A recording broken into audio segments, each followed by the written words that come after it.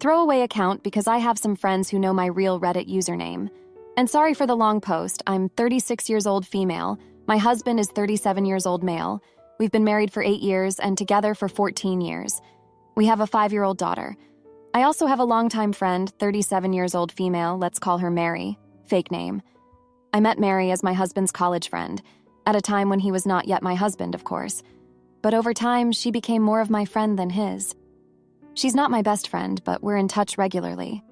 I would say we meet around once a month. We also call each other sometimes in between meetings. Mary has always had problems with relationships and was single for a long time, although she really wanted to find a partner and start a family. A few years ago, she met a man with whom she fell very much in love. They quickly got married, and a few months ago, he left her for another woman, and they are currently divorcing. Because of this, Mary is going through a tough time right now. So I was trying to meet with her more often and support her, although I couldn't devote as much time to her as I'd like because I'm a mom. I have a demanding job. And on top of that, my mother is having health problems. Around 2 months ago, during one of our meetings, Mary suddenly said that she has to tell me something she's been hiding from me for years. It turns out my husband cheated on me with a random acquaintance of theirs at a party 12 years ago. It was a drunken one-night stand, and he immediately regretted it the next day. So Mary never told me because at that time she was more of his friend than mine, and she didn't want to ruin her friend's relationship. I know it sounds weird, but my first thought was, why is she telling me this now? And I've asked her precisely this question. She said that because of her divorce, she now has a harsher attitude towards infidelity. I said I understood. I thanked her for telling me. I assumed she did it out of concern for me as a friend, and I told her that I would talk to my husband. That same evening, I spoke to my husband about it. He admitted that it was true. He said that it was the biggest and stupidest mistake of his life, and the next day after the party, he wanted to confess to me. But he remembered that at the beginning of our relationship, I had repeatedly said that if he ever cheated on me once without any feelings for the other person, I would rather he never told me about it and just never did it again. That's true. I said that. Of course, I didn't feel happy about the situation, but not for a moment did I think that a one-night stand, when we were both young and foolish, outweighed everything we went through together and what my husband did for me over the next 12 years. The support and love he showed me when my father died in a tragic accident, when I battled breast cancer, or when I lost my first long-awaited pregnancy. We talked all night and came out of the conversation even a little stronger than before and with no intent of breaking up. Since I know how strong Reddit's opinion on infidelity is, I make a disclaimer here. This post is not about my relationship with my husband. It is about my relationship with my friend. I'm not asking if I'm an AH for giving my husband for his infidelity. That's my personal decision. What is important is what happened afterwards. Fast forward a month and a half, I didn't really think much about the whole situation, because I'm the kind of person who focuses more on the future than on the distant past. Besides, I've had a hectic time at work. I realized that since the last time I spoke to Mary, she hasn't spoken or written to me once, and it made me feel really bad and embarrassed that I haven't spoken to her myself when she's having such a hard time. I called her and apologized for the silence. I said I've been terribly busy, to which she said she understands. She didn't bother me because she imagined I had lots to deal with in regards to my divorce. I was puzzled and asked her what divorce. It turned out she was absolutely sure that I would divorce my husband immediately after I found out about his infidelity. When I told her that's not going to happen, she went into a rage and started yelling at me. I've never seen or heard her in such a state. She shouted that I have no respect for myself, that I don't respect her as a friend, that it cost her so much to tell me the truth, and that I wasn't showing her any gratitude, and that by forgiving my husband, I was spitting in her face and in the faces of all women who had been cheated on. I said that I didn't wish to be insulted over the phone and that we should talk it through in person because there clearly was a problem. She agreed. We made an appointment at which, after much hesitation, she said she had decided to tell me about my husband's infidelity because, quote, verbatim, she couldn't stand seeing me so happy when her heart had just been broken, and thought it was unfair that my husband and I formed such a seemingly perfect marriage when her marriage falls apart. It hurt me a lot. I myself never wished Mary anything but happiness, and I couldn't fathom how it was possible that she didn't have the same attitude toward me. I told her that I don't quite know how to be friends with her now, and that I need a break in our friendship. I added that I know that what she did is the result of her suffering, so I will be ready to forgive her someday. But for now, this is too fresh, and I need to distance myself for a while. She was furious with me, said that it was unfair that I forgave my husband for his infidelity and not forgive her, that I was angry with the wrong person, and accused me of shooting the messenger. I said that I'm not angry at her because she told me about my husband's one-night stand, but because of the reason why she told me. But I don't think she understood. I also said that I have forgiven my husband because his wrongdoing happened years ago, and since then he has done a lot of good for me, while her wrongdoing is very fresh, and stressed that I will be ready to forgive her in some time. I left the meeting and immediately afterward felt remorse for leaving Mary, who had recently been hurt and abandoned, especially since she doesn't have many friends. I know that what she did was intended to hurt me. She admitted it herself. But it seems to me that it was not the result of cold calculation, but of deep despair. Am I the idiot for breaking off our friendship? Update. Thank you for so many comments. I'm sorry that I don't have the time to answer all of them. That's why I'm writing this update. You're right that friendship with Mary is probably unsalvageable, certainly not right now. Maybe if she truly and honestly apologizes one day, I'll be able to forgive her. Thank you for showing me that I don't owe her sympathy and that her being hurt is not an excuse for hurting me. I hope she'll go to therapy and sort out her issues, but I'll stop treating them as my responsibility. As for my relationship with my husband, I had planned not to address these comments at all because it's really nobody's business but mine. But I'll just say that I still believe that sometimes the greatest punishment for infidelity is the loneliness of facing one's own guilt. Confessions often stem from selfish motives of depriving oneself of the burden of guilt and shifting it to the other person. Everyone may have a different approach to infidelity in a relationship. For me, a one-time physical betrayal is not a deal breaker, but many other things are. No, I don't think my husband is still cheating on me, as some people have suggested, and I don't need him to prove his innocence in any way. I believe that relationships are about risk and taking a leap of faith, not control and obsessive demand of total security. Besides, 12 years ago we were both different people, and neither of us was perfect. I never cheated on him, but I behaved irresponsibly and selfishly many times. We have both matured together and have a lot of understanding for our past. Whatever it was, it made us who we are now. Now for a few comments before the update. Comment 1. I told her that I don't quite know how to be friends with her now, and that I need a break in our friendship. I added that I know that what she did is the result of her suffering, so I will be ready to forgive her someday. But for now, this is too fresh, and I need to distance myself for a while. This is the kindest, gentlest way possible to respond to a friend who intentionally tried to ruin your marriage for her emotional sake, not yours. You may be the classiest person on Reddit. Comment 2. I think the reason Mary doesn't have many friends is because of her spite. She deliberately set about trying to break your marriage up, to assuage her own suffering. Personally, I am not a fan of interfering in other people's marriages, but Mary jumped in with both feet and then had the temerity to be annoyed that her malice was ultimately unproductive. Nasty. Possibly her next move would have been on your husband, if you had made him your ex. Now for the update, hey everyone, thanks for reading my previous post and for all your comments and support. It's been a week since I last updated, and a lot has happened since then. After my conversation with Mary, I decided to take some time for myself and focus on my family. My husband and I had a long talk about everything that had happened, and we both agreed that we needed to prioritize our relationship and our daughter. We decided to take a short trip together, just the three of us, to reconnect and spend some quality time away from all the drama. While we were away, I received a few messages from Mary.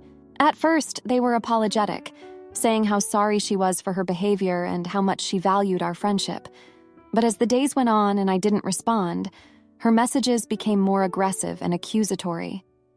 She started saying that I was a terrible friend for abandoning her when she needed me most, and that I was being selfish for focusing on my own family instead of supporting her through her divorce. I have to admit, her messages really got to me.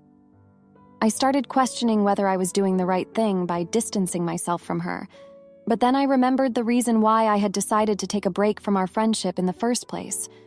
Her admission that she had told me about my husband's infidelity because she couldn't stand seeing me happy when she was going through such a tough time. When we got back from our trip, I decided to reach out to Mary and try to have a calm, honest conversation with her. We met up at a coffee shop, and I explained to her how much her actions had hurt me. I told her that while I understood she was going through a difficult time, it wasn't fair for her to try to sabotage my own happiness out of spite or jealousy. To my surprise, Mary became defensive and started accusing me of being unsupportive and selfish. She said that I had no idea what she was going through, and that as her friend, I should be there for her no matter what. She even brought up some old grudges from years ago, things I thought we had moved past, and threw them in my face. I tried to stay calm and explain my perspective, but Mary wasn't having it. She stormed out of the coffee shop, leaving me sitting there alone and confused. I couldn't believe how quickly things had escalated, and how someone I had considered a close friend could turn on me so suddenly. In the days that followed, I tried to reach out to Mary again, hoping we could salvage our friendship, but she ignored all my calls and messages, and I eventually realized that she had no interest in reconciling. It was a hard pill to swallow, but I knew I had to accept that our friendship was over. Looking back, I realized that there had been red flags in our friendship for a while. Mary had always been a bit possessive and jealous of my other relationships, and she had a tendency to lash out when things didn't go her way. But I had always made excuses for her behavior, chalking it up to her difficult past and her struggles with relationships. Now I see that I had been enabling her toxic behavior for years, and that our friendship had never been as healthy as I thought it was. It's a hard lesson to learn, but I know that I need to be more careful about who I let into my life and who I trust with my vulnerabilities. As for my relationship with my husband, we're still working through things day by day. It hasn't been easy, but we're committed to each other and to our family. We've started seeing a couples therapist to help us communicate better and work through any lingering issues from his infidelity. I know that some people might judge me for staying with him, but I truly believe that he is a good man who made a terrible mistake. He has shown me nothing but love and support in the years since, and I know that he is deeply remorseful for what he did. We both know that we have a lot of work to do to rebuild the trust in our relationship, but we're willing to put in the effort, so that's where things stand now. It's been a tough week, but I'm trying to focus on the positive and move forward with my life. I'm grateful for the support of my family and my true friends, and I know that I'll come out of this stronger and wiser. Thanks again for reading and for all your kind words. It means a lot to know that I'm not alone in this. Am I the idiot for confronting my husband in front of his family and leaving him because I was tired of being his last priority? I'm a 35-year-old female married to a 38-year-old man. We have been together for 10 years and have 2 children, 9 and 5. My husband works very hard. He has multiple jobs and works throughout the week. Recently, we had a discussion about taking time off and spending some time together. It is difficult because of things in his past. He accumulated a lot of debt, which is why he works so much. I work 60+ hours a week and take care of the household and childcare, while much of his income goes to paying his debts. I keep up with the household chores, such as housework, lawn work, repairs, etc., and he contributes where he can. Within this year, he has taken time off for family and coworker events. He has scheduled time to take trips with his friends, and when he does so, I'm the designated babysitter. Many days after he gets home, he is responsible for his parents. He takes them grocery shopping, fixes things at their household, and does some of their housework. I forgot to mention that he is one of 5, and all 4 siblings live close to his parental home. His parents assist in childcare for his siblings, but not for ours.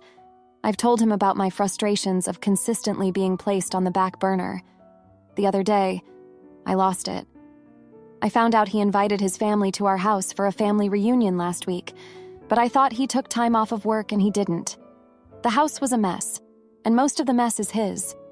I was expected to clean the house, get the groceries, run the kids to their weekend events, start cooking, and get the reunion set up as he set the time for 4 p.m., which is the time he gets out of work.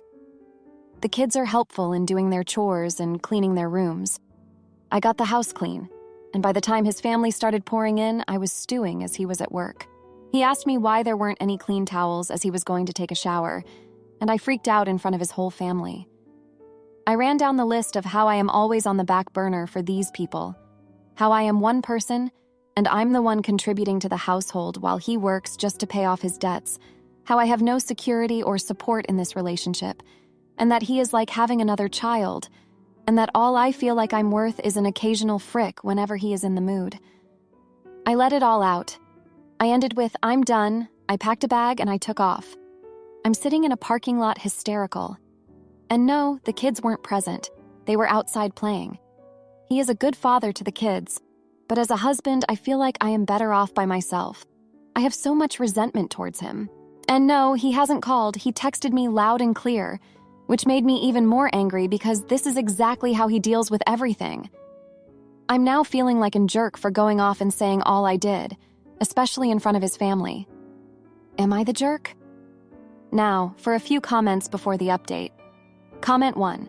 Talk with a divorce lawyer. Find out what your options are. You don't want to get stuck with half of his debt. Can you support yourself and the kids without him? You may be able to avoid his debt if you don't ask for spousal or child support. Tell him he needs to move back home or just out until he gets his act together. Once he's out, start therapy. Then you can decide if you want to try and save this marriage, but honestly, I don't think it's salvageable. Your resentment has been building for too long. Hopefully, some of his family sees how things have gotten for you and give him hell on your behalf. I know I would if I was around when something like this happened.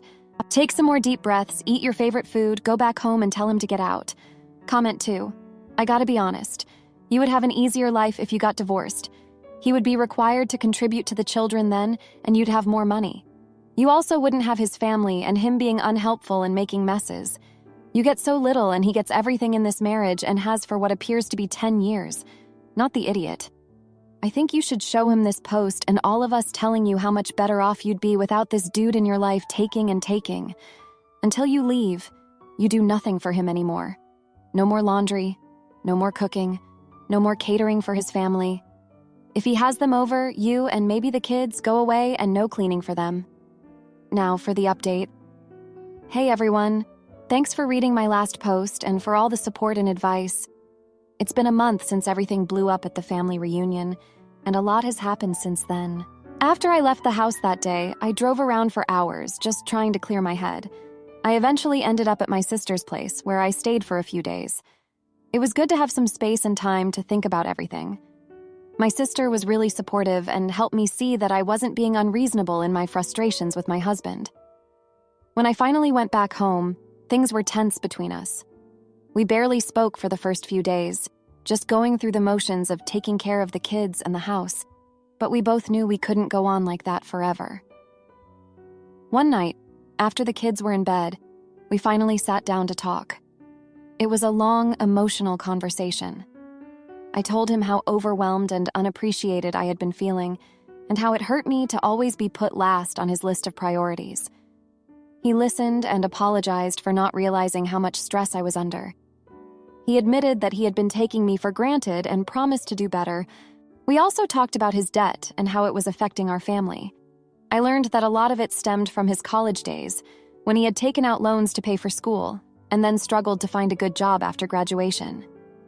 He had been ashamed to tell me the full extent of it, but now he realized that we needed to face it together.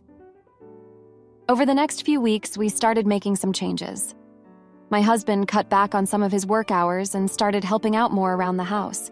He also talked to his siblings about taking on more responsibility for their parents so that it wasn't all falling on him. We also sat down with a financial advisor to come up with a plan for paying off his debt. It's going to take time, but we're committed to working through it together. Things aren't perfect, but they're getting better. We're communicating more openly and honestly with each other, and we're both making an effort to prioritize our marriage and family. There have been some setbacks along the way. Just last week, my husband forgot about a school event for our oldest child because he was working late. I was upset and frustrated, but instead of bottling it up like I would have in the past, I talked to him about it. He apologized and promised to be more present going forward. I've also been trying to take more time for myself and not feel guilty about it. I started going to a weekly yoga class and even took a weekend trip with some friends. It's been good for me to have some time away from the constant demands of work and family life. Looking back, I realized that a lot of our problems stemmed from a lack of communication and understanding. My husband didn't fully grasp how much I was struggling. and I didn't know the full extent of his financial issues. We were both trying to handle everything on our own instead of working together as a team. It's going to take time and effort to rebuild our relationship, but I'm hopeful that we're on the right track. We love each other and our family, and we're both committed to making things work. Thanks again for all the support and advice. It really helped me gain some perspective during a tough time. I'll keep you all updated on how things go from here. Am I the idiot for cutting off my parents after they tried to kidnap my child and sued me? My mother sadly died when I was born, and my girlfriend's father died of cancer when she was 2 years old. We are both 33 now. Our parents met in kindergarten when we were 4 years old. 2 years later, they got married and had our siblings 7 years later. At the beginning of their marriage, both parents treated us well, but as our siblings were born, they left us aside and practically treated us as a nuisance in their family. Due to their lack of affection, my stepsister and I became very close in our childhood and adolescence. We were schoolmates, so we spent most of our time together.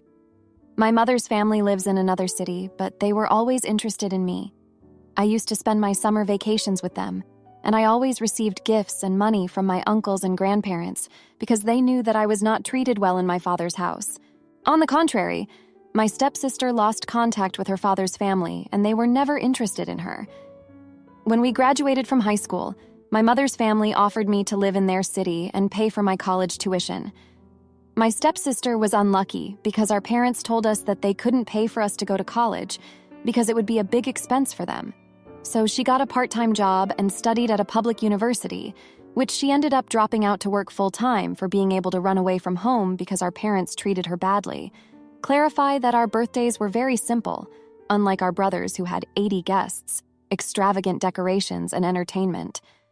Their gifts were ostentatious, but with us, they gave us anything worth less than $20. We lost our virginity together. We were our first kiss. We comforted and supported each other. We were very close. When I moved city, we never stopped communicating. Sometimes I used to travel to spend weekends with her. When we were 21, my stepsister became pregnant with me. She worked 2 jobs back then to survive. We decided to tell our parents that we would have the baby and I would hold responsible, but they simply disowned us, blamed us for making them look bad to their friends, and were ashamed of us for having disrespected them in that way. They turned their families against us and blocked us from their lives. After that, my stepsister fell into depression. I took her with me a week later. We packed her clothes and the most essential things for her. When I got to my grandparents' house, I told them what happened. My aunt's family lives with them, and they all listened to us. They already knew my stepsister before, and far from being upset, they offered us their support. My grandmother hugged her and told her that as long as she had my child, they would treat her like someone else in the family. But the condition they gave us was that we couldn't live together unless I graduated. We accepted, and my stepsister lived in their house for 1.5 years. Our daughter was born healthy, and I visited her daily to see how they were doing. I eventually graduated, and we moved in together. My aunt suggested that my stepsister go to a therapist because she has problems due to rejection and lack of a father figure.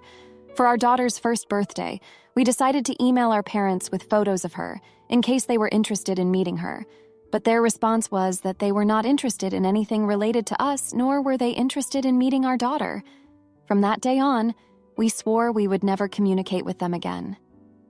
Years later, my grandparents died, and they inherited me some property and money. By then, our second child had already been born before the pandemic. Finally, last year, our third child was born, and I decided to propose to her. The wedding will be in July, and we plan to do my girlfriend's dream ceremony. However, a couple of weeks ago, our parents contacted us, and now they want to have a relation again and want to know their grandchildren. It's been a long time, and they forgive us for our mistake and humiliation. We just ignored them and cut off their calls. But on Sunday, they knocked on our door and wanted to talk to us. We reject them and do not let them into our house. Since yesterday, they began to defame us on their social networks about how bad people we were and how ungrateful we are. My girlfriend has been very anxious since then, and we have received hundreds of messages from friends and family who turned their backs on us, criticizing our attitude. However, today my uncles have come out to defend us and plan to take legal action against them for defamation. Furthermore, my cousins have clarified our situation with some evidence on their social networks. Our friends have also countered the publications, saying that they were always careless with us. Even a couple of school teachers joined the publications. Our parents' favoritism is now being exposed at this moment. Finally, my girlfriend and I published the email where they did not want to meet their granddaughter, and that we were ashamed to their family. We decided that we would keep our promise to not expose our children to our toxic families, nor will they be invited to our wedding. My uncles suggested we hire extra security personnel. They even offered to pay for it. If this behavior continues, we also plan to take legal action to not allow them to approach us or our children without our permission. My maternal family is definitely the best thing that has happened to us, and we feel blessed for it. But my uncles tell us that there is nothing to be grateful for because we are family. Now for a few comments before the update. Comment 1, your parents are very pushy. Does suddenly wanting to be in your life have anything to do with your inheritance of property and money? Comment 2, you really should write girlfriend instead of stepsister, or post this in another subreddit that's dedicated to Alabama stories. Now, for the update. Hey everyone, thanks for reading my last post and for all your support. It's been a tense week since then, and I've got some updates for you. First off, our parents didn't stop at just defaming us on social media. They actually showed up at our kids' school and tried to pick them up, claiming they were the grandparents and had every right to see them. The school called us in a panic, and we had to rush over there to sort everything out. It was a huge mess, and our poor kids were so confused and upset. We had to sit them down and try to explain the situation in a way they could understand, without going into too much detail about the past. After that incident, we knew we had to take more serious action. We filed for a restraining order against our parents, citing their harassment and the emotional distress they were causing our family. It was a difficult decision, but we felt like we had no choice. The court granted the order, and now they're not allowed to come within 500 feet of us or our children. You'd think that would be the end of it, but nope. A few days later, we got a letter in the mail from our parents' lawyer threatening to sue us for alienation of affection and claiming that we had turned our kids against them. It was ridiculous, considering they'd never even met our kids before this whole thing started. Our lawyer assured us that they had no case, but it was still stressful to deal with. In the midst of all this chaos, my girlfriend and I have been trying our best to keep things normal for our kids. We took them out for ice cream and to the park, just to give them some happy memories amidst all the drama. It's been tough, though. Our oldest keeps asking why Grandma and Grandpa are being so mean, and we don't really have a good answer for her. On a more positive note, the outpouring of support from our friends and my maternal family has been incredible. They've been checking in on us daily, offering to help with the kids or just lend a listening ear. My aunt even came over and cooked us dinner one night, just so we wouldn't have to worry about it. It's really shown us who our true family is. Looking back, I can't help but think about how different things could have been if our parents had been more supportive from the start. I remember when my girlfriend first got pregnant, how scared and alone we felt. Our parents' rejection just compounded those feelings, but in a way, it also made us stronger as a couple. We knew we had to rely on each other because we didn't have anyone else. I think that's part of why my maternal family embraced us so readily. They saw how much we loved and supported each other, despite the difficult circumstances. They knew that family isn't just about blood. It's about who shows up for you when you need them most. As for our wedding, we're still planning to go ahead with it as scheduled. If anything, all this drama has just made us more determined to celebrate our love and commitment to each other. We know our real family will be there to support us, and that's all that matters. So that's where things stand now. It's been very eventful of a week, but we're hanging in there. Thank you all again for your support and kind words. It means more than you know. If you liked this video, you'll probably like these too. Also, while you're here, please consider subscribing. It's your support that keeps this channel alive and allows me to make better and longer videos. Have a great day.